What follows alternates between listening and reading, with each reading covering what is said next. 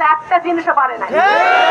নব্য বিএনপিরা আপনাদের ঘাড়ের উপরে সওয়ার হয়ে বিএনপিতে ঢুইকা ভাই ভাইয়ে গন্ডগোল লাগাইতেছে। আমাদের ভারপ্রাপ্ত চেয়ারম্যান যদি আগামীকালকে একটি সুষ্ঠু নির্বাচন হয় বাংলাদেশে, ইনশাআল্লাহ প্রধানমন্ত্রী হবে জনাব তারেক রহমান। আমি জিজ্ঞেস করতে চাই আমার মুরব্বীদেরকে, সালতা উপজেলার কি উন্নয়ন হয়েছে? আপনারা বলেন, সালতা উপজেলার কি উন্নয়ন হয়েছে? কয়টা রাস্তাঘাট হয়েছে? প্রত্যেকটা গ্রামকে আপনাদের ধানের শীষের ঘাঁটি বানাতে হবে। আমাদের যে নিজেরা আমরা গন্ডগোল করি, এটা বন্ধ করতে হবে। আমি আগেও বলতেছি, অনেকবার বলছি, 100 বার বলছি, আজকে আবার বলতেছি যে গত 15 বছর যারা মিটিং মিছিলে ছিল, যারা আন্দোলনে ছিল, যারা দলের সাথে বেইমানি করে নাই, ভর্তি ইউনিয়নে সেই নেতা কর্মীরা প্রাধান্য পাবে। যারা এখন নতুন বিএনপি আসতেছেন তাদেরকে পিছনে সারিতে থাকতে হবে। এবং আমি একটি কথা সালতা উপজেলার প্রত্যেকটা নেতা কর্মী এবং মুরব্বীদের উদ্দেশ্যে বলতে চাই, সালতা উপজেলা অনেক আলেম ওলামারা আছেন, তারা আমাদের জন্য দোয়া করছেন, আমাদের সাথে আছেন। আমি একটা কথা বলতে চাই, এই নব্য বিএনপিরা আপনাদের ঘাড়ের উপরে সওয়ার হয়ে বিএনপিতে ঢুইকা ভাই ভাইয়ে গন্ডগোল লাগাইতেছে। ঘটনা বুঝতে হবে, এই ষড়যন্ত্র থেকে আপনারাই পারেন এই ষড়যন্ত্র বন্ধ করতে।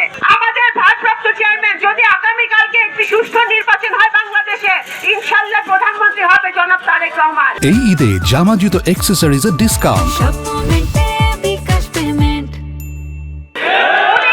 উনি বলেছেন, তারেক রহমান সাহেবের আদেশ এবং নির্দেশ যে বাংলাদেশ জাতীয়তাবাদী দলের প্রত্যেকটা নেতা এবং কর্মীকে জনগণের পাশে দাঁড়াতে হবে, জনগণের কাছে থাকতে হবে, তাদের দুর্দশায় বিপদে আপদে তাদের পাশে গিয়ে দাঁড়াতে হবে।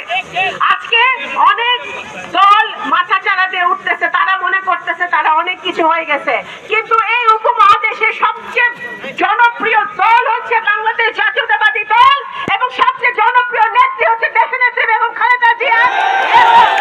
এবং আগামী দিনে নতুন বাংলাদেশ গড়ার জন্য, নতুন বাংলাদেশ গড়ার যে রূপকার শহীদ জিয়া যেভাবে 19 দফা দিয়ে নতুন বাংলাদেশ, নতুন রাষ্ট্র সারা বিশ্বকে উপহার দিয়েছিল, সে একইভাবে ওনার সন্তান জনাব তারেক রহমান নতুন বাংলাদেশ গড়ার রূপকার হিসেবে আমাদের মাঝে আবির্ভাব হয়েছেন। আমি জিজ্ঞেস করতে চাই আমার মুরব্বীদেরকে, সালতা উপজেলার কি উন্নয়ন হয়েছে? আপনারা বলেন, সালতা উপজেলার কি উন্নয়ন হয়েছে? কয়টা রাস্তাঘাট হয়েছে? কয়টা বিশ্ববিদ্যালয় হয়েছে? কয়টা স্কুল হয়েছে? কয়টা কলেজ হয়েছে? কয়টা মাদ্রাসা হয়েছে? আমার বাপের আমলে, বিএনপির আমলে যা ছিল, আমার বাপ যা কইরা গেছে এখনো তাই আছে, একটা জিনিসও পারে না। প্রত্যেকটা গ্রামকে আপনাদের ধানের শীষের ঘাঁটি বানাতে হবে, প্রত্যেকটা ওয়ার্ডকে ধানের শীষের ঘাঁটি বানাতে হবে। আমি মনে করি সেটা আমরা যদি ঐক্যবদ্ধভাবে কাজ করি, গড়টি আমি আগেই বলেছি, এখানে সবসময় ধানের শীষ বিজয় লাভ করেছে জনাব দেশনেত্রী বেগম খালেদা জিয়ার নেতৃত্বে, শহীদ জিয়ার নেতৃত্বে এবং জনাব তারেক রহমানের নেতৃত্বে। আগামী দিনেও আমরা ঐক্যবদ্ধ থাকব এবং একটি সুন্দর সালতা উপজেলা যদি উন্নয়ন করতে হয়, এখানে যুবকরা যারা আছে তাদের যদি কর্মসংস্থানের ব্যবস্থা করতে হয়, তাদের যদি পড়ালেখার ব্যবস্থা করতে হয়, তাদের যদি চাকরির ব্যবস্থা করতে হয়, আমাদের নারীদের যদি নিরাপত্তা দিতে হয়, আমাদের ছোট ছোট ছেলে মেয়েদেরকে যদি পড়াশোনার ব্যবস্থা করতে হয়, তাহলে অবশ্যই ধানের শীষের বিকল্প নাই, বাংলাদেশ জাতীয়তাবাদী দলের বিকল্প নাই। আমাদের নারীরা নিরাপদে বসবাস করবে এরকম একটা গোষ্ঠী ইউনিয়ন আমি দেখতে চাই।